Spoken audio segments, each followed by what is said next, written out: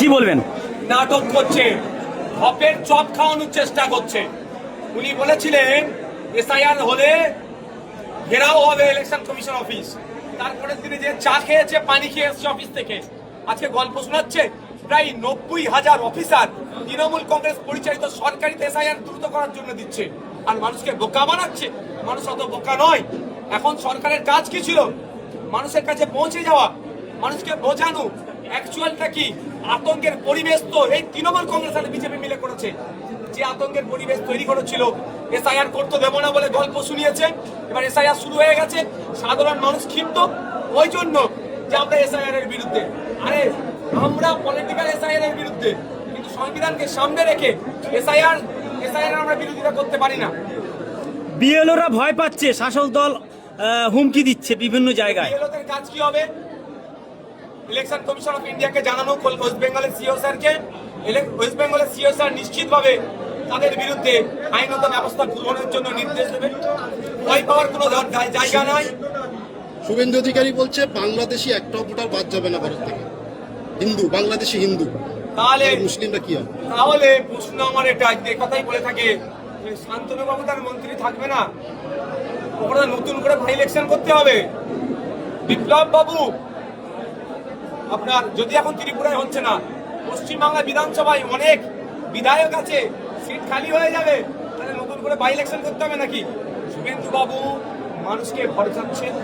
আমরা শুভেন্দু বাবুকে স্পষ্ট ভাষায়, দার্থহীন ভাষায় বলতে চাই, কোনো মতুয়া, কোনো নমশূদ্র, কোনো আদিবাসী, কোনো দলিত, কোনো মুসলিম বৈধ ভোটারকে যদি কেউ চক্রান্ত করে বাদ দেয়, ইন্ডিয়ান সেকুলার ফ্রন্ট তাদের পাশে থাকবে, তাদের বৈধতা প্রমাণের জন্য সর্বোচ্চ স্তরে লড়াই করবে।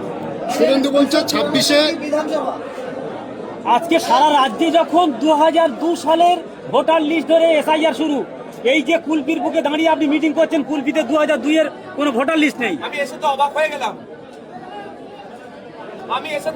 গেলাম। আমরা কোন রাজ্যে বসবাস করছি আর ইলেকশন কমিশনের ডিউটিটা কি? যদিও 2003-কে মান্যতা দিয়েছে, এখানে সর্বদলের বৈঠক হয়েছে, সিদ্ধান্ত এসেছে, সেখানে আমি বিতর্কে জড়াবো না। আমি এখানে কুলপিতে এসেছি, কুলপির মানুষকে আমি শুধু এতটুকুই অ্যাওয়ার করেছি যে কিভাবে ফর্ম ফিল আপটা করা হয়। বাঘ যদি ইসিআই হয়, আপনার এসআইআর যদি বাঘ হয়, বাঘকে আমাদের খাঁচাবন্দি করতে হবে কাগজের মাধ্যমে, সিস্টেমের মাধ্যমে। সেই সিস্টেমটা 26-এ যদি ভোট হয়, বিষয়টি নিয়ে গতকালই তৃণমূল কংগ্রেসের পক্ষ থেকে নির্বাচন কমিশনকে লিখিত জানানো হয়েছে। 2003-এর ভোটার লিস্ট কেন দেওয়া হবে, যেখানে 293টা বিধানসভায় 2002-এর ভোটার লিস্টের মান্যতা পেয়েছে? এটা নিয়ে একটা লিখিত অভিযোগ জানানো হয়েছে আপনাদের পক্ষ থেকে। না, আমি সর্বোচ্চ লিডার হিসেবে আজকে জানলাম। আমি এটা জানছি, যদি আমাদের বিধানসভার স্তরের যে লিডাররা আছে তারা এই বিষয়টাকে নিয়ে যদি এখন যে বিতর্ক তৈরি করে, তাহলে আমি সময় যদি কিল হয়ে যায়, বিপদে আছি। আর তৃণমূল কংগ্রেসে এতদিন পরে ঘুম ভাঙলো।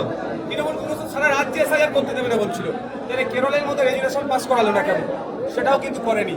তো এই বিষয়টা নিয়ে আমাদের নেতৃত্বের সাথে আমরা কথা বলি, যারা লিগাল এক্সপার্ট আছে কথা বলি।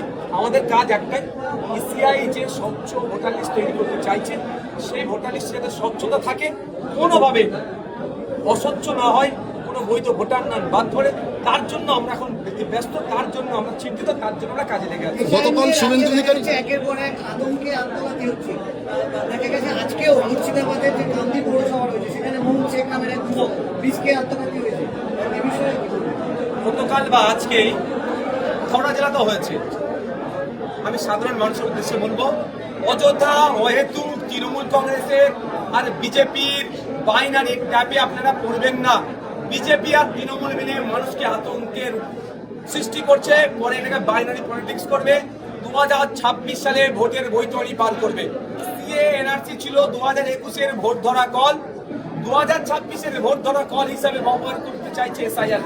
আমি অনুরোধ করব, আপনার বাবার মা, দাদু, দাদি, এই 4 জনের কাগজ, নতুন ভোটার লিস্ট, কোথাও 2002-এর ভোটার লিস্টে যদি না থাকে, আপনারও অপশন আছে, আপনার ভোটাধিকার কেউ কেড়ে নিতে পারবে না।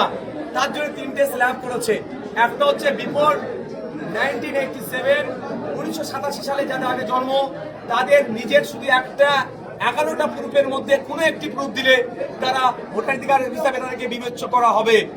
আর দ্বিতীয় হচ্ছে 1987 সাল থেকে 2004-এর মধ্যে যাদের জন্ম, যে 11টি গাইডলাইন দিয়েছে মধ্যে যে কোনো একটি তার মধ্যে অবশ্যই আপনার আধার কার্ডটাকে ইনক্লুড করেছে সুপ্রিম চড় খাওয়ার পরে সুপ্রিম বিয়ার নিয়ে মামলা হয়েছিল সুপ্রিম কোর্ট এটাকে করেছিল সুতরাং তখন কি করতে হবে 87 থেকে 4-এ যাদের জন্ম তাদের হয় তার কার্ডের সাথে তার একটা প্রমাণপত্রের সাথে তার বাবা অথবা মা একটা যে কোনো ডকুমেন্টস দিলে হয়ে যাবে আর 2004-এর পরে যাদের জন্ম তাদের ক্ষেত্রে তার ডকুমেন্টস তার বাবা এবং মা দুজনের ডকুমেন্টস দিতে হবে ওই 11টি ডকুমেন্টসের মধ্যে থেকে 11টি ডকুমেন্টস আমরা পেয়ে যাব সর্বোপরি রেসিডেন্সিয়াল সার্টিফিকেটের কথা বলা হয়েছে অসুবিধা কোথায় কেউ আতঙ্কিত হবেন না কাউকে ডিসপান এই ধরনের কিচ্ছু করতে হবে না আমি একটা কথাই জোর গলায় বলছি মিডিয়ার মাধ্যমে যে মনে যদি হয় বা কাউকে ইচ্ছাকৃতভাবে অনিচ্ছাকৃতভাবে